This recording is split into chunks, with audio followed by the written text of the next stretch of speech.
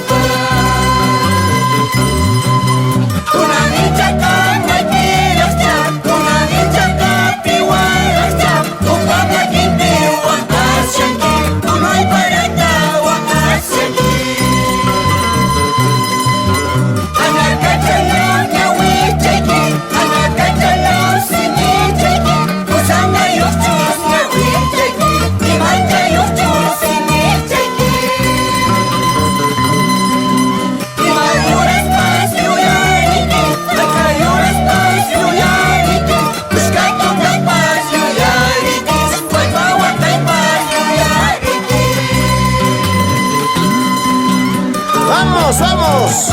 Suyasami de Chumbivilcas, con cariño para Producciones y Récord. ¡Por Arequipa!